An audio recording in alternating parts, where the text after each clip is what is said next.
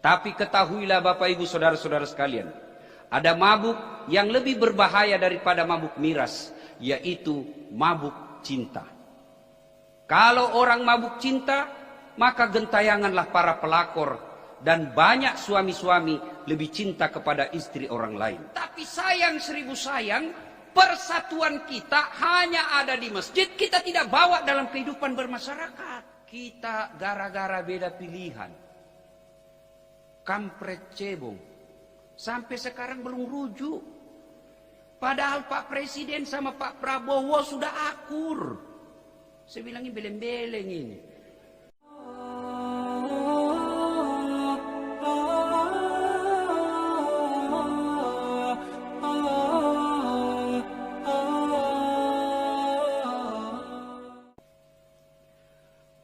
Assalamualaikum warahmatullahi wabarakatuh. Alhamdulillahi rabbil alamin, wa bihi nasta'inu la umurid dunya waddin. Ashhadu an la ilaha illallah wa ashhadu anna Muhammadan abduhu wa rasuluh. Allahumma salli ala Sayyidina Muhammad wa ala alihi wa sahbihi ajma'in. Amma ba'd. Bapak Wakil Presiden Republik Indonesia, Bapak Menteri Agama Republik Indonesia, kaum muslimin muslimat yang insya Allah dimuliakan dan dirahmati oleh Allah Subhanahu wa ta'ala. Mengawali pembicaraan saya ini, saya ingin menyampaikan terima kasih dan penghargaan yang setinggi-tingginya kepada Bapak Presiden Republik Indonesia yang telah menerima aspirasi umat Islam untuk membatalkan legalitas miras. Alhamdulillah. Karena miras ini sesungguhnya memang menyebabkan mabuk. Sehingga saya ditanya anak-anak saya, anak-anak mahasiswa saya, kenapa miras harus dilarang Ustaz? Susah ini anak-anak dijelaskan dengan ayat dan hadis. Maka saya menjawabnya hanya melalui lagunya Omai Rama. Omai Rama berkata, mengapa minuman itu haram?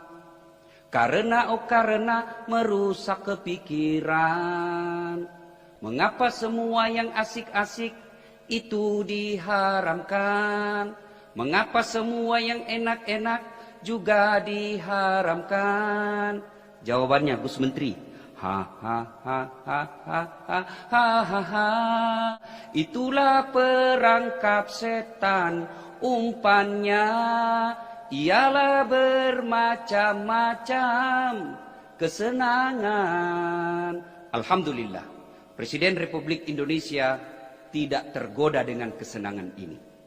Tapi ketahuilah Bapak Ibu Saudara-saudara sekalian, ada mabuk yang lebih berbahaya daripada mabuk miras, yaitu mabuk cinta. Kalau orang mabuk cinta, maka gentayanganlah para pelakor, dan banyak suami-suami lebih cinta kepada istri orang lain. Tapi ketahuilah, ada lagi satu mabuk yang lebih berbahaya dari mabuk miras dan mabuk cinta, yaitu mabuk kekuasaan. Alhamdulillah, Bapak Presiden Republik Indonesia tidak tergoda dengan mabuk kekuasaan ini. Andai saja beliau mabuk kekuasaan, maka beliau akan tetap menghalalkan miras meskipun diharamkan dalam agama. Alhamdulillah. Ibu bapak, saudara-saudara sekalian, teristimewa Wakil Presiden Republik Indonesia, Menteri Agama Republik Indonesia yang saya muliakan.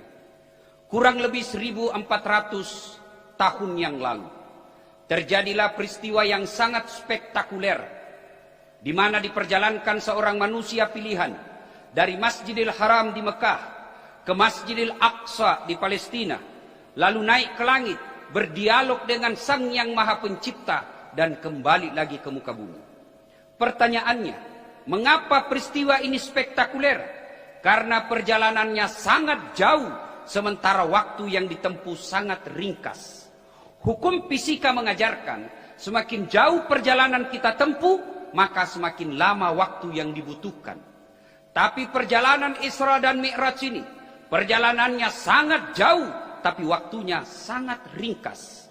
Ayat yang kita simak tadi dijelaskan bukan satu malam, tapi sebagian malam saja. Makanya ketika Nabi menceritakan kejadian Isra dan Mi'raj ini, hampir tidak ada yang percaya. Bahkan Abu Jahal dan Abu Lahab berkata, saudara-saudaraku bangsa Mekah, penduduk Mekah, inikah Muhammad yang kau yakini sebagai Nabi? Ternyata dia sudah gila. Katanya dari Masjidil Aqsa tadi malam. Hari ini ada lagi di Mekah. Mereka tidak percaya. Kenapa? Karena waktu perjalanan itu, pada saat itu, kendaraan paling cepat naik onta. Dari Mekah ke Masjidil Haram ke Masjidil Aqsa waktu itu, waktu yang paling cepat 1 bulan. Perginya, pulangnya 1 bulan. 2 bulan PP. Sementara Nabi tidak cukup 1 malam. Mereka tidak percaya. Mereka lupa bahwa sebenarnya perjalanan Isra dan Mi'raj ini bukan kehendaknya Nabi, tapi kehendak Allah Subhanahu wa Ta'ala. Contoh paling sederhana. Beberapa saat yang lalu, Pak Menteri ke luar Jakarta, ke Jawa Timur. Pagi berangkat, sampai di Jawa, kurang lebih duhur, bertemu dengan para pegawai. Selesai itu, balik lagi ke Jakarta. Ternyata tanpa sepengetahuan Pak Menteri, ada semut ikut di kantong beliau. Begitu sampai di rumah, dibukalah bajunya. Keluar itu semut dari kantong dan beliau berpidato. Saudara-saudara sekalian bangsa semut, baru saja saya pulang dari Surabaya. Kata semut yang lain, jam berapa kau pergi Mut? Baru tadi pagi. Dia bilang, malam kau ada lagi di Jakarta. Tidak masuk di akalku. Kau baru keluar saja dari parkiran rumah dinas menteri, kau diinjak mobil. Tidak mungkin. Kata semut yang ikut di kantongnya Pak Menteri, betul yang kau bilang. Kalau saya yang jalan, ini bukan saya yang jalan. Saya ikut di kantongnya Pak Menteri. Dari rumah ke Bandara Soekarno-Hatta, naik pesawat ke Surabaya, pulang juga begitu. Betul saya tidak pernah keluar dari kantongnya, tapi betul saya dari Surabaya. Tidak masuk akal, tapi bisa terjadi. Siapa yang jalan? Bukan semut, tapi siapa yang jalan? Pak Menteri. Semut numpang mujur di kantong Pak Menteri. Begini mestinya kita memaknai kejadian Isra dan Mi'raj. Poin kedua, latar belakang. Mengapa Nabi diisrakan? Dalam sejarah perjalanan Islam, ada 2 nama tahun yang aneh-aneh di telinga kita. 1, tahun gajah, tahun lahirnya Nabi. 2, tahun duka cita, tahun Isra'nya Nabi. Kenapa disebut tahun duka cita? Karena ada 2 orang yang meninggal pada tahun yang sama. Dicintai dan mencintai Nabi. Siapa? Paman beliau dan istri beliau Khadijah. Sampai begitu berdukanya Nabi, Nabi menjelaskan, barang siapa seorang istri meninggal dunia, lalu suaminya berduka terus mengenang kebaikannya, maka ketahuilah itu ciri-ciri wanita penghuni sorga. Jadi ibu-ibu yang hadir di tengah-tengah kita ini, kalau besok-besok ibu lebih dulu meninggal, lalu suaminya berduka terus, kenapa ini istriku lebih dulu meninggal, meskipun dia hitam tapi saya senang, meskipun dia bau keteknya tapi aku cinta kepadanya ya Allah. Itu ciri-ciri penghuni surga, Bu. Tapi kalau sebaliknya, begitu ibu meninggal, suami masuk kamar berteriak merdeka, itu ciri-ciri penghuni neraka itu. Bapak Wakil Presiden, Pak Menteri yang saya hormati, nah tahun duka cita itulah turun perintah Allah, Jibril, kau turun jemput kekasihku Muhammad. Saya mau bawa jalan-jalan. Subhanallah. Ketemu dengan Allah. Saya saja waktu di WhatsApp oleh Pak Menteri, diberikan undangan untuk masuk ke acara ini. Saya print itu Pak Menteri. Saya bawa kampungku itu suratnya Pak Menteri. Saya kasih lihat semua sepupuku di kampung. Saya bilang, lihat kau ya, sepupumu. Ini baru Pak Menteri yang undang saya. Padahal Pak Menteri ada hilang jabatannya. Saya sudah senang. Gimana kalau diundang oleh Allah? Itulah hiburannya Rasulullah. Bukan dihibur ke Ancol, bukan ke Taman Mini, kemana? Ketemu dengan Allah. Tahun duka cita. Sekarang kalau kita bawa ke Indonesia, seluruh dunia, kita lagi duka cita. Kenapa? Ada wabah namanya COVID-19. Keren betul namanya, tapi menakutkan. COVID-19. Tapi zaman Nabi, tidak ada medsos yang membuat orang makin cemas. Sekarang sudah ada wabah, medsos lagi mencemaskan kita. Coba lihat Pak, rakyat Indonesia begitu susahnya diurus. Waktu tidak ada vaksin, teriak bangsa Indonesia, mana vaksin? Datanglah vaksin, teriak lagi, ini tidak halal, palsu. Dinyatakanlah asli, masih teriak juga, ini tidak halal. Keluar fatwanya MUI, ini halal, masih teriak juga. Harus presiden dulu yang divaksin. Sudah divaksin lagi Pak Presiden, apalagi dia bilang jarumnya tidak masuk. Sudah ditunjukkan lagi jarumnya masuk, dia bilang lagi pencitraan. Zaman Nabi tahun duka cita tidak ada medsos. Maka pada saat ini mestinya, saat kita duka cita, mestinya kita punya kekompakan untuk menghadapi wabah ini. Ibu bapak, saudara-saudara sekalian yang saya hormati. Ketika Nabi berduka inilah, Allah berikan hadiah. Hadiahnya ada. Hadiahnya adalah perintah sholat. Lalu apa kaitannya dengan moderasi beragama? Apa hubungannya dengan moderasi beragama? Satu, ajaran Isra Mi'raj mengajarkan keseimbangan.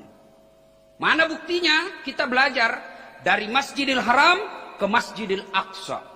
Ini adalah menggambarkan kepada kita, yuk kalau mau maju, mau sukses, moderasi beragamamu lancar, maka perbaiki hubunganmu kepada sesama manusia. Tapi tidak cukup hubunganmu kepada sesama manusia, maka sempurnakan pula dengan hubunganmu kepada Allah. Itulah Mi'raj.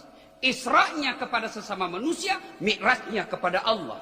Operasionalnya, ada orang baik betul ibadahnya, hitam jidatnya gara-gara sholat, tahajud tiap malam, Senin Kamis dia puasa, berjamaah di masjid, tadarus tiap hari. Tapi tetangga sebelah kanannya dia musuh gara-gara parkir. Tetangga depan rumahnya musuh gara-gara got. Depan samping kanannya musuh gara-gara bunga janda bolong. Lagi naik daun ini bunga janda bolong. Di belakangnya bertengkar gara-gara gotnya atau binatang ternaknya. Apa mereka baik? Tidak. Nabi menginformasikan, orang baik itu bukan yang sekedar sholatnya bagus. Orang baik itu bukan sekedar tiap tahun dia pergi umroh. Tapi siapa orang baik? Khairun nas anfa'uhum linnas. Yang paling banyak manfaatnya buat orang lain. Bisa jadi sholatnya cuma hanya 5 waktu. Bisa jadi sedekahnya hanya seadanya. Bisa jadi dia tidak umroh, tidak pernah haji. Tapi dia banyak manfaat di lingkungannya. Dia sebarkan kebaikan. Dia menjadi rahmatan lil alamin. Islam yang membawa keberkahan bagi lingkungannya. Dia lebih baik daripada yang hitam jidatnya tapi banyak musuhnya. Inilah yang disebut keseimbangan. Tapi sebaliknya, ada orang bagus akhlaknya, tutur katanya santun, sedekahnya cukup, tapi tidak pernah sholat. Ini juga tidak baik. Maka diajarkanlah keseimbangan Isra Mi'raj. Perbaiki hubunganmu horizontal, jangan lupa vertikal. Inilah yang kita kenal dengan hablum minallah, hablum minan nas. Ajaran kedua, musyawarah. Ketika turun Rasulullah telah ketemu dengan Allah, kan Nabi mengajukan proposal. Barat saya ketemu Pak Menteri proposal saya Pak Menteri. Nabi juga mengajukan proposal. Ya Allah, umatku ini kan kecil-kecil, pendek-pendek, ceper. Umurnya pun pendek-pendek. Ya Allah, kasihlah kami keistimewaan. Allah sampaikan, Muhammad, saya berikan kamu hadiah yang tidak pernah aku berikan kepada umat dan Nabi sebelummu. Yaitu sholat 50 kali sehari semalam. Gembiralah Nabi. Turun, ketemu Nabi Musa. Kalau bahasa kita, Mas Bro, gimana? Apa kau dapat dari Allah untuk umatmu? Alhamdulillah, saya dapat perintah sholat 50 kali sehari semalam. Nabi Musa berkata, berapa? 50 bos. Enggak salah. Enggak mampu itu umatmu. Umatku saya gede-gede kuat-kuat. Enggak mampu kalau 50. Kau minta diskon lah. Ini dalam hadis enggak seperti ini. Ini bahasanya dasar latif. Ya, saya diminta sama Pak Menteri supaya dakwah itu jangan menakutkan. Ya. Naiklah. Ya Allah, terlalu banyak ya Allah. Mintalah keringanan. Dikurangi 5. Kata Nabi Musa, masih banyak bos. Nah, kau minta lagi. Kurangi lagi. Kurang lagi, naik lagi, kurang 5. Mondar mandir, setiap kali naik dikurangi 5. Terakhir tinggal 5. Kata Nabi Musa, lagi berapa bos? 5. Masih banyak. Naik lagi minta. ketahuan cerdasnya Nabi. Nabi berpikir, setiap kali saya naik dikurangi 5. Sekarang tinggal 5. Kalau saya naik lagi tidak ada, sudah saya dapat. Sudah mi deh, biar mi sebentar pi kuliah ki. Kalau bahasa di Makassar. Ya kan? Ternyata apa yang dikhawatirkan Nabi Musa benar adanya. Bagaimana seandainya Pak jadi 50 rakaat? Bagaimana seandainya jadi 50 kali sholat malam? Saya yakin Kiai Haji Ma'ruf Amin tidak akan bisa jadi wapres. Kenapa? Sholat aja dikerja Pak. Baru bangun, hayya 'alas sholat. Sholat lagi. Mau naik mobil, hayya 'alal falah. Sholat lagi. Alhamdulillah. Meskipun tinggal 5, nilai keutamaannya tetap sama 50. Ini menunjukkan, jangankan perkara dagang, jangankan perkara politik, jangankan perkara syariah, perkara ibadah saja Allah memberikan musyawarah kepada Rasulullah Muhammad SAW. Maka tidak masuk akal saya kalau ada orang yang tidak mau bermusyawarah dalam memecahkan permasalahan umat. Dengan catatan, jangan salah pahami musyawarah. Akar kata, etimologi, musyawarah itu maknanya adalah mengeluarkan madu dari sarangnya. Mengeluarkan madu. Berarti orang yang bermusyawarah itu hasilnya menimbulkan manis, menimbulkan kenikmatan. Berarti orang bermusyawarah mencari kebenaran dan keadilan, bukan mencari kemenangan. Kalau musyawarahnya mencari keadilan dan kebenaran, maka insya Allah itulah yang disebut perbedaan adalah rahmah. Tapi apabila kita bermusyawarah mencari kemenangan, maka yang terjadi adalah debat kusir dan ujung-ujungnya saling menghina dan menyebarkan kebencian. Inilah yang diajarkan Isra dan Mi'raj, bermusyawarah. Nilai yang ketiga, karena waktu yang sangat terbatas, persatuan dalam sholat.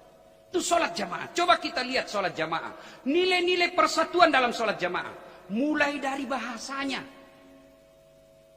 Gus Menteri, bisa dibayangkan bagaimana seandainya sholat boleh memakai bahasa masing-masing. Yang jadi imam, dia takbir pakai bahasa Arab. Allahu Akbar. Makmum, datang saudara kita dari Padang. Allah nan gadang. Muncul pula saudara kita dari Jawa. Gusti Allah gede. Nah ageng. Datang orang Bugis Pak, sekampung saya. Pungallahu ta'ala maloppo. Datang pula anak gaul dari Jakarta, dia bahasa Betawi dengan bahasa gaulnya. Allah gede banget gitu loh. Coba bayangkan kacaunya, itu baru 5 suku. Dari saja bahasa mengajarkan kepada kita, yuk bersatu deh. Sholat. Belum lagi kita lihat Pak, orang masuk dari masjid. Yang dari arah kanan, dari arah barat, hadap ke kiblat. Dari arah selatan, hadap ke kiblat. Dari arah barat, hadap ke kiblat. Dari arah timur, hadap ke kiblat. Bayangkan kalau mereka menghadap sesuai dengan datangnya masing-masing. Yang dari kanan, sini Kak. Begitu ruku Pak, tabrakan pantat kita. Ini mengajarkan. Tapi sayang 1000 sayang, persatuan kita hanya ada di masjid, kita tidak bawa dalam kehidupan bermasyarakat. Kita kompak ketika sholat jamaah. Amin. Tidak ada yang baca dengan bahasa daerahnya masing-masing. Tapi sayang 1000 sayang, persatuan ini kita tidak bawa dalam kehidupan sehari-hari. Persatuan adalah modal yang sangat berharga, sehingga hampir setiap Jumat kita dengar, wa'tasimu bihablillahi jami'an wa la tafarraqu. Berpegang teguhlah engkau kepada tali persaudaraan agama Allah, dan janganlah engkau bercerai-berai. Tapi sayang, kita gara-gara beda pilihan, kampret cebong, sampai sekarang belum rujuk. Padahal Pak Presiden sama Pak Prabowo sudah akur. Saya bilangin beleng-beleng ini. Orang sudah jadi presiden, sudah menteri, kamu bakal masuk musuh. Jangan. Betapa pentingnya persaudaraan ini, menjaga kerukunan dan persaudaraan ini. Coba kita lihat sejarah perjalanan Islam. Perang pertama, Perang Badar. Menang mutlak Islam. Perang kedua, Perang Uhud. Meskipun secara fisik 80 umat Islam yang wafat termasuk pamannya Rasulullah Hamzah. Tapi tidak kalah kita waktu itu. Kita menang. Kenapa? Karena tujuan peperangan itu ingin mengambil Madinah. Tapi umat Islam mampu mempertahankan Madinah. Perang ketiga, Perang Khandaq. Menang mutlak Islam pada saat itu. Sehingga jumlahnya semakin banyak. 3 kali menang. Maka datanglah Nabi ke Mekah untuk umroh. Di Hudaybiyah di Hudaybiyah beliau kemudian dihadang. Karena dihadang, kemudian ditawarkanlah perdamaian untuk bermusyawarah. Nabi memilih untuk bermusyawarah. Inilah Islam. Kata Nabi, selama masih ada tawaran untuk berdamai dan bermusyawarah bersatu, lakukan itu. Sidang jamaah yang saya muliakan, pada akhirnya Isra dan Mi'raj ini jangan sekedar menjadi seremonial semata. Tetapi mari kita jadikan nilai-nilai dalam kehidupan beragama. Apabila Islam mampu kita aplikasikan dalam kehidupan sehari-hari, maka insya Allah terwujudlah firman Allah. Walau anna ahlal qura amanu wattaqau lafatahna alaihim barakatim minas sama'i wal ar. Allah akan turunkan keberkahan dari langit dan keberkahan dari dalam tanah. Terima kasih, semoga ada manfaat. Lebih dan kurangnya mohon dimaafkan. Fastabiqul khairat. Assalamualaikum warahmatullahi wabarakatuh.